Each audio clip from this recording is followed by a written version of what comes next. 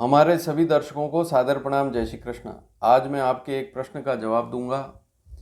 एक प्रश्न बार बार आ रहा है और अधिकतर यही प्रश्न आ रहा है और यह प्रश्न है नाड़ी दोष से जुड़ा हुआ। अभी भी मेरे द्वारा वैसे नाड़ी दोष के बारे में अनेक जानकारियां दी गई है, लेकिन फिर भी प्रश्न आ रहे हैं। जो नए दर्शक हैं वे प्रश्न करते हैं। साधारण सा प्रश्न है कि दोनों का एक ही नक्षत्र है, लड़के और लड़की दोनों का एक ही नक्षत्र है, नाड़ी दोष आ रहा है, क्या करें? मिलान करें या ना करें? तो यहाँ पर मैं आपको इस विषय को समझाऊंगा। सिंपल सी बात है।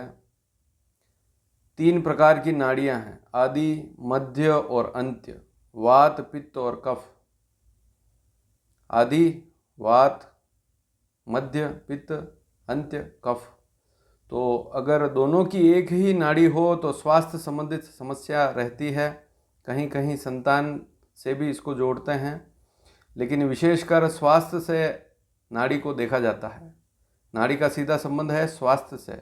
विवाह के बाद कहीं स्वास्थ्य खराब ना हो, इसलिए हम नाड़ी दोष को विशेष तौर से देखते हैं। लेकिन नाड़ी दोष के गुण भी सबसे ज़्यादा हैं, 8 गुण। जब भी आप कंप्यूटर से मिलान देखेंगे, मिलान तो 18 से अधिक है, गुण मिलान 18 से अधिक है, लेकिन नाड़ी दोष आ रहा है तो क्या करें? और सबसे पहली स्थिति जो आज का प्रश्न है उसका समाधान, बार बार यही प्रश्न आ रहा है कि लड़के और लड़की दोनों का एक ही नक्षत्र है, तो ऐसी स्थिति में क्या करें? तो इसके बारे में सीधा सा इसका उत्तर यही है कि आप यह देखें कि लड़के का नक्षत्र भी वही है, लड़की का नक्षत्र भी वही है। तो ऐसी स्थिति में या तो दोनों की आद्य नाड़ी या आदि नाड़ी होगी। इसके अलावा दूसरी मध्य नाड़ी हो सकती है। दोनों की एक नाड़ी नहीं होनी चाहिए। नाड़ी दोष कब लगता है? जब दोनों की एक नाड़ी हो तो नाड़ी दोष लगता है। लेकिन दोनों का एक ही नक्षत्र है तो दोनों की नाड़ी भी एक ही होगी, या तो आदि होगी या मध्य होगी या अंत्य होगी, तीनों में से एक ही होगी। अब दोनों की एक नाड़ी है और आप जब कंप्यूटर से देखेंगे तो गुण वहाँ पर 8 में से 0 मिल रहे हैं, आप उस मिलान को छोड़ देते हैं। लेकिन जब एक ही नक्षत्र हो तो उसमें ज्योतिष शास्त्र का एक नियम है, पाद वेद, चरण वेद बोलते हैं। चरण वेद का सीधा सा अर्थ है कि दोनों के नक्षत्र के चरण अलग अलग हैं, तो ऐसी स्थिति में नाड़ी दोष बिल्कुल नहीं लगेगा, चाहे एक ही नक्षत्र क्यों ना हो। एक ही नक्षत्र है तब भी नाड़ी दोष नहीं लगेगा। कैसे? अब इसमें नियम क्या है? तो आप यह देखें कि दोनों का, मान लीजिए दोनों का मगा नक्षत्र है। सिंपल सी बात है। हालांकि मगा नक्षत्र का तो सीधा सा नियम है कि मगा नक्षत्र के पहले चरण में दोनों का जन्म हो, दूसरे चरण में दोनों का जन्म हो, तीसरे चरण में दोनों का जन्म हो। कहने का तात्पर्य एक ही चरण में जन्म हो तब भी दोष नहीं लगेगा। तो उन नक्षत्रों की जानकारी भी मैं दे चुका हूँ। आप चाहें तो नाड़ी दोष वाली जो प्लेलिस्ट है उसमें जाकर देख सकते हैं। दोनों का एक नक्षत्र है, एक चरण है, तब भी नाड़ी दोष नहीं लगता है। कुछ फिक्स नक्षत्र हैं उनमें ऐसी स्थिति बनती है। 14 नक्षत्र ऐसे हैं, उनकी जानकारी मैं दे चुका हूँ। लेकिन अगर कोई अन्य नक्षत्र है उनसे अलग, तो ऐसी स्थिति में क्या करें? ऐसी स्थिति में आपको यह देखना पड़ेगा कि चरण कौन सा है। सिंपल सी बात है।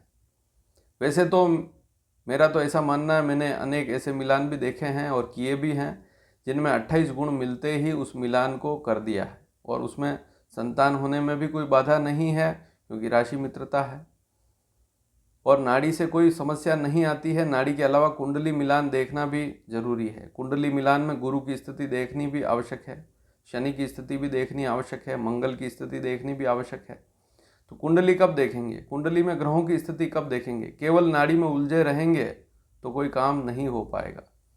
तो नाड़ी दोष में जब एक ही नक्षत्र आता है लड़के और लड़की का, तो वहाँ पर यह देखें कि पहले चरण का ज्योतिष शास्त्र का जो नियम है उसको बता रहा हूँ।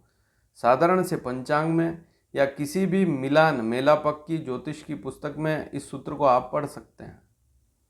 नाड़ी दोष का सीधा सा नियम है कि चरण अलग अलग हैं तो नाड़ी दोष नहीं लगेगा। अब पहले चरण का चौथे चरण के साथ दोष लगता है, इस बात को भी नोट कर लें।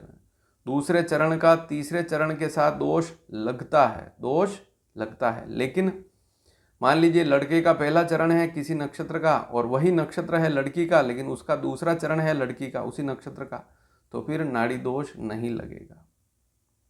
जैसे तीसरा चरण है एक का चौथा चरण है तो नाड़ी दोष नहीं लगेगा। जैसे एक का पहला चरण है एक का तीसरा चरण है तो नाड़ी दोष नहीं लगेगा। जैसे लड़के का दूसरा चरण है लड़की का चौथा चरण है तो दोष नहीं लगेगा, या लड़की का दूसरा है लड़के का चौथा है तब भी दोष नहीं लगेगा।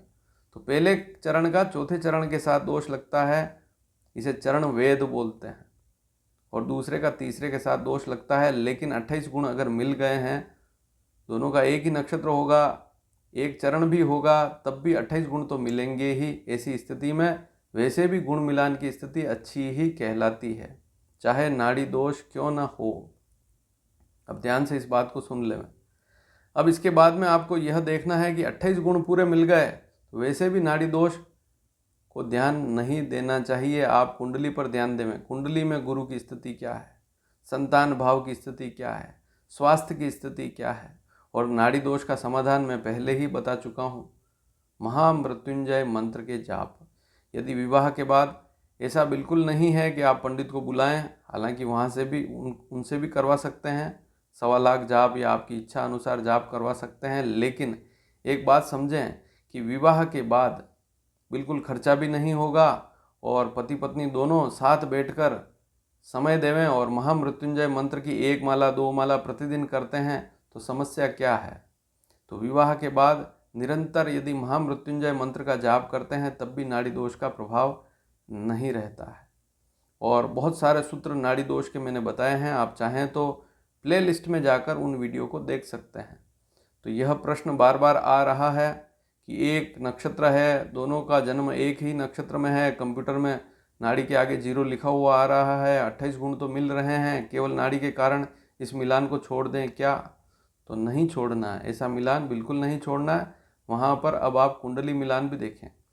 कुंडली में ग्रहों की स्थिति अच्छी नहीं है तो 30 से ऊपर गुण मिल जाए, 32 मिल जाए, 33 मिल जाए, 34 मिल जाए, तब भी अक्सर हमने देखा है कि अधिक गुण मिलने के बाद भी पति पत्नी में तालमेल नहीं बैठ पाता है, तनाव रहता है। तो कुंडली मिलान को देखना अति आवश्यक है यदि आप ज्योतिष को आधार मानकर विवाह कर रहे हैं। बाकी आजकल ऐसे भी हैं, हमारे दर्शक ऐसे भी हैं जो कुंडली मिलान करते ही नहीं हैं, उनको परिवार पसंद आ गया, विवाह कर लिया, वो अपनी इच्छा है। लेकिन ज्योतिष को आधार मानकर ज्योतिष विषय को साथ में लेकर चलते हैं तो इन नियमों का पालन करें। जो बातें ज्योतिष में लिखी गई है उसको मानकर चलेंगे तो ठीक रहेगा। तो जो स्थिति आपने जानी उसको आसानी से आपने समझा, अगर फिर भी समझ में नहीं आया है तो वीडियो को वापस चलाएं, ध्यान से मेरी बात को सुनें और वीडियो को अधिक से अधिक शेयर करें ताकि हर एक व्यक्ति तक यह जानकारी पहुंच सके। चैनल को सब्सक्राइब नहीं किया है तो सब्सक्राइब ज़रूर करें ताकि आने वाले समय में आपको महत्वपूर्ण जानकारियाँ समय समय पर मिलती रहेगी। धन्यवाद। जय श्री कृष्ण।